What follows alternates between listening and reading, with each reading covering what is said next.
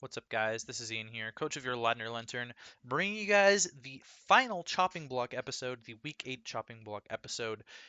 This week is the final week because free agent transactions are finished at the end of Week 8.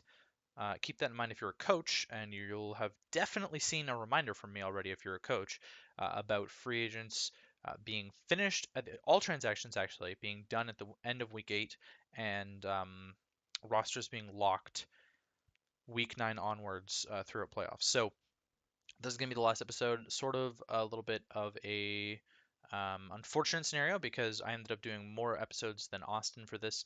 This was Austin's show, and so I feel a little bit bad about that. Austin is on the path to recovery from his jaw surgery, and we wish him all the best. So, heading into week 8, these are a few things. Well, I'm actually filming this in the middle of week 7, so I'm hoping that these things are still up when week 8 comes. They could be, they could not be. It doesn't really matter at this point. Because I'm not going to refilm it. But there you go. On the chopping block this week is Necrozma and Togekiss, two mons that haven't gotten a lot of attention in the league at all. Neither of them were drafted at all during season 1, and they weren't drafted during season 2 either. So first up is Necrozma, and Necrozma, its strengths is that its ability makes it extremely bulky. Prism Armor is essentially filter, uh, where it halves the damage from super effective moves, I believe, or it turns it into 2/3 damage from super effective moves, something along those lines. So it's a really good defensive typing to make that ability work well. It's extremely weak to toxic though, and I didn't note that on the weaknesses, but it's extremely weak to toxic, and it can only have so many turns potentially sometimes. It's very versatile offensively and defensively. It can hit very well on both sides. It gets reliable setup on both sides, and then you can run it physically defensively or specially defensively to check whatever you want. With that, typically it's used as a very good psychic check. In fact, I would say it's probably one of the better Mega Medicham checks in the game. Something to keep in mind. I know personally, when I had Mega Medicham playing against Necrozma, I had to tech on Toxic just to deal with the Necrozma. And Photon Geyser is a busted move. It goes through abilities, so it's exactly like Terrorbolt. So if you are boosted enough with Photon Geyser, you can go through Sturdy. It goes through Disguise from Mimikyu. Pretty busted, honestly. And the fact that it's a base 100% accurate Psychic Stab move, and on top of that, it uses whichever stat is the highest. So if your attack is higher, then it's a physical move, and if your special attack is higher, then it's a special move. That's pretty broken to me.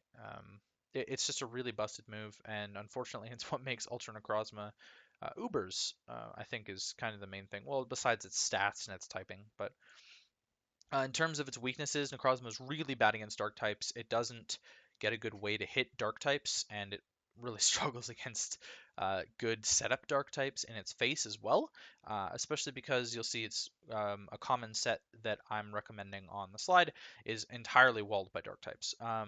Its recovery is weather dependent, which really sucks because while it does have reliable recovery, if you're playing against a weather team or someone opts to just bring a random rain dance against you, either Morning Sun or Moonlight are both going to be cut. So there you go. Its recovery options also don't have a lot of PP, so it can't stay in forever healing up on you. It's got to choose what it wants to do, and it runs into 4 move slot syndrome a lot. Typically, you're going to want like Stealth Rocks a lot of the time is very common. You're going to want Psychic Stab, probably Photon Geyser, uh, maybe Psyshock, but mostly Photon Geyser. And then you're probably going to want like a coverage move like Heat Wave or Earth Power, or something along, or Hidden Power Fighting, a Hidden Power somewhere on there. And then you're going to want Recovery too, and all of a sudden you're up to 5 moves, and you're going to be looking at potentially 6 or 7. Pardon me. So the set that I came up with is a weakness policy set. This wasn't the exact one that was used against me, but I did lose to one in LET Season 1 playoffs. It got an agility baton passed into it, and then it used Calm Mind Store Power. But in this set in particular has the ability to set up itself, especially with weakness policy. Weakness policy in Necrozma is really strong because of Prism Armor. So you can eat a knockoff and pretty much guarantee yourself a weakness policy if you haven't been chipped enough. And then Autotomize plus Calm Mind means you're getting even more boosts to boost up the stored power, really strong stored power boosts, and then you got Morning Sun on there for recovery. So next up is Togekiss, and Togekiss is a mon that I'm very familiar with. It is best known for flinching. It's pretty much that's what it's known for, is flinching things. With Air Slash and Serene Grace, you have a 60% chance to flinch, which is absolutely disgusting. It's a very reliable defogger. You can bring it in defog quite often because it does have a lot of very good natural bulk, and the fact that it's a fairy typing as well just makes it even more bulky. And it being especially bulky fairy is a little bit odd for the most part, I think. Besides things like Aromatisse, I believe, which is more especially bulky. You see things like Clefable, which are typically run more physically defensive. You see things like the Granbull, which is more of a physical wall because of Intimidate. Pardon me. The only other fairy I can think of that sort of fits this bill is Sylveon, as a specially bulky fairy, so it's sort of competing with Sylveon.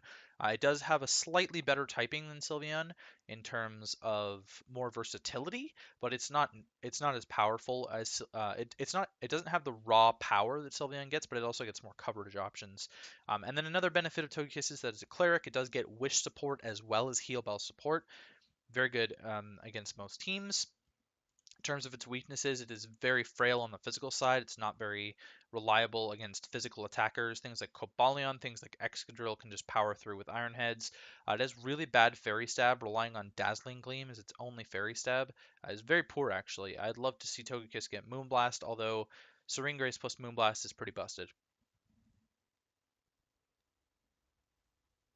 Oh, pardon the yawning. It's also pigeonholed into sets a lot, so most of the time you're going to see this run either defensively or Scarf, and that's quite unfortunate because I think Togekiss has a lot of cool options that it can do, but just the way that people build teams and the way that Togekiss fits into those teams means that Togekiss is pretty much filled into one role every single week instead of being as versatile as it can be. I really feel like it can be versatile in the clerical abilities that it can do, as well as the coverage options that it gets, but it really just doesn't.